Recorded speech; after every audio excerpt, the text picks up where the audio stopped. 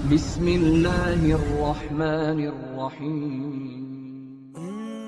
अल किताब टीवी आपका अपना। दोस्तों, मेरा नाम जतिन कपूर है। आज मेरे जहन में कुछ एक बात आई जो मैं आप लोगों से करना चाहता हूँ। मैं आजकल देख रहा हूँ हमारे देश में बहुत बुरे हालात चल रहे हैं और हम जिस मुल्क में रहते हैं, भारत हमारा ही है। हमारा भारत एक लोकतांत्रिक देश है। यहाँ पर सब लोग मिलजुल कर रहते हैं। हिंदू, मुसलमान, सिख, ईसाई सब आपस में भाई भाई। यही नारा है हमारे देश का। पर आजकल ऐसा नहीं है। लोग आपस में मिलकर नहीं रह रहे। हिंदू, मुस्लिम, सिख, ईसाई सब भाई भाई नहीं बन के रह रहे। और ये चीज मेरे को बहुत सताती है कि हमारे देश के लोग कहाँ जा रहे हैं। और हम बात करते हैं राम राज्य की कि हम राम राज्य, हमारे देश में राम राज्य आने चाहिए। पर लोगों को राम राज्य का मतलब ही नहीं पता कि 14 साल वनवास काटा है राम जी ने, एक बार अपने पिता के कहने पे। राम जी ने हमारे को क्या सिखाया? बलिदान, त्याग, किस तरीके से जिया जाता है। एक पुरुष, एक सच्चा पुरुष जिसने कभी अपनी जिंदगी में झूठ नहीं बोला, जो अपने पिता के वचन के लिए 14 वर्ष का वनवास काट लिया। ऐसे इंसान थे, उन्हें फिर हमने भगवान का दर्जा दिया। राम को हम भगवान कहते हैं, पर हम राम को अपनी जिंदगी में उतारते नहीं है। अगर हम राम जी को अपनी जिंदगी में उतारें तो हमारे को बहुत कुछ सीखने को मिलेगा। हम कहते हैं कि हम गुरु नानक जी को बहुत मानते हैं। गुरु नानक जी ने बहुत अच्छी शिक्षा दी। क्या आपने कभी गुरु नानक जी के उपदेश को पढ़ना सीखा? गुरु नानक जी तो ये कहते थे, अवल अल्लाह नूर उपाया कुदरत दे सब बंदे। मतलब अवल अल्लाह, एक अल्लाह ने, एक ईश्वर ने नूर उपाया, पूरी दुनिया बनाई, सब उसी के बंदे।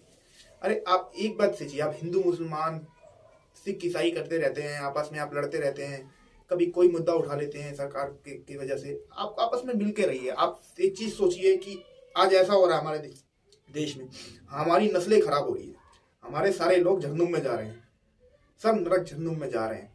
हमें अपने भाइयों को बचाना है। ये तड़प इंसान में जब हमारे सारे लोगों में हो जाएगी ना, तब हम लोग इस देश में कुछ कर सकते हैं। नहीं तो हम एकदम मजबूत हो जाएंगे। अगर एक एग्जांपल देता हूं मैं आपको, अगर लकड़ियां बहुत सारी हों तो इकट्ठी पड़ी हो तो चोर भी नहीं उठा सकता। अगर अलग अलग पड़ी हो तो कोई चुरा के ले जाएगा। अगर हम सब लोग मिलकर रहें, आपस में बातचीत करें और जो भी हमारे मसलात है उनको हम आपस में बात करके सुलझाएं, ठीक कर लें। और हाँ, हिंदुस्तान ऐसा देश है जिस देश के बारे में दुनिया में बोला था। गांधी जी का नारा था, अहिंसा परमो धर्मा। गांधी जी कहते थे, अल्लाह ईश्वर तेरो नाम सबको अनुमति दे भगवान। गांधी जी ने इस देश के लिए, आजादी के लिए अपनी जिंदगी कुर्बान कर दी। हम उन्हें बापू जी कहते हैं। कभी कोई बापू जी की बात पे चला? नहीं चला। लोग तो बस, लोगों को तड़प है, पैसा कमाना है और कुछ नहीं है। आपको कुछ सीखना है, कुछ समझना है तो आपको नॉलेज चाहिए, आपको पढ़ना पड़ेगा। आपको राम के बारे में पढ़ना है तो आपको राम जी के जीवन के बारे में आपको वाल्मीकि रामायण पढ़नी पड़ेगी। आप वाल्मीकि रामायण पढ़िए, अपने बच्चों को पढ़ाइए। अगर आपको किसी मजहब के बारे में समझना है, मैं जस्ट एग्जांपल इस्लाम का देता हूँ। लोग कहते हैं इस्लाम बहुत खराब मजहब है। कभी आपने इस्लाम के बारे में सुना है कि अल्लाह के रसूल मोहम्मद सल्लल्लाहु अलैहि वसल्लम क्या कहते थे? तो यहाँ तक कहते थे कि अगर कोई इंसान अपने घर में खाना बना रहा है और वही खाना आपने बनाया, उसकी फ्रेग्रेंस, अगर उसकी खुशबू आपके 2-3 घरों में जा रही है तो आपका फर्ज है कि आप अपने पड़ोसी को जाके खाने की दावत दें। देखिए, जो इंसान इतना समझा रहा है कि अपने आसपास के 40 घर लेफ्ट और 40 घर राइट, दोनों का हक है आप पे। अल्लाह की तरफ से ही पैगाम है। जो लोगों में इंसानियत का पैगाम फैला रहा है, उस बंदे के बारे में वो धर्म कैसे खराब हो सकता है? धर्म कोई खराब नहीं है। हम लोगों की सोच खराब है। हम लोग कहते हैं कि हम हिंदू राष्ट्र बनाएंगे, हम राम राज्य बनाएंगे, हम गुरु नानक, हम खालिस्तान बनाएंगे, हम सिखिज्म, हम क्रिश्चियन है तो हम क्रिश्चियनिटी का धर्म बनाएंगे। अगर हम सब लोग मिलकर हमें राजनीति करनी है, अगर एक सरकार ही बनानी है तो हमें सरकार बननी, मिलजुल कर बनी सरकार, जिसे कहते हैं एकजुटता। हमारे में एकजुटता नहीं है। जब तक एकजुटता नहीं आएगी हम लोग खराब हो जाएंगे। हम सब लोगों को आपस में मिलकर रहने पड़ेगा। मजहब को बीच में नहीं लाना। आपको किसी चीज को समझना है तो उसके लिए स्टडी करनी पड़ेगी। बगैर बोले आप किसी के ऊपर स्टडी नहीं कर सकते। अगर आपको गीता पढ़नी है तो श्री कृष्ण ने सिखाया, गीता पढ़नी है तो आपको श्री कृष्ण जी के बारे में जानना है तो आपको गीता पढ़नी पड़ेगी। अगर आप किसी चीज को समझना चाहते हैं तो उसकी गहराई में जाना पड़ेगा। बिना बोले आप किसी पर टिप्पणी नहीं कर सकते। मेरा ये वीडियो बनाने का उद्देश्य यही है कि मैं आज लोगों को जागरूक करना चाहता हूँ कि लोग आपस में मिलजुल कर रहें। आजकल मैं सुनता हूँ कि एक हिजाब का मसला हो रहा है। देखिए, हिजाब का मसला है क्या? ये एक इंसान को अपनी नागरिकता है। हमारा लॉ ये कहता है, हमारे लॉ भीमराव अंबेडकर जी ने लिखा, वो यही सिखाते थे। उनका यही कहना था कि हर इंसान को अपने हिसाब से जीने की आजादी है, क्योंकि भारत एक लोकतांत्रिक देश है जहाँ लोग अपनी इच्छा से रह सकते हैं। इतनी इच्छा से रहने की जो आदत तरीका है वो किसी और मुल्क में नहीं है। फिर भी हमारे मुल्क को लोग क्यों, आज हमारा मुल्क क्यों खराब हो जा रहा है कि लोग समझना नहीं चाहते हैं। मैं आपसे यही कहना चाहूंगा कि आप कुछ अच्छा बने और कुछ अच्छा करें, तभी आप रहे। आप एजुकेशन के स्तर को ऊपर लेके जाएं। हिजाब के ऊपर मैं आपसे बात कर रहा था। हिजाब आप पुराने टाइम पे देखते होंगे, आपकी माँ, आपकी मम्मी, आपकी दादी, सब लोग रहते थे, घूंघट करते थे। वहां भी घूंघट की प्रथा होती थी, मैं भी देखता हूँ, मेरी दादी भी थी, मेरी नानी है वो भी घूंघट में रहती थी, वो भी।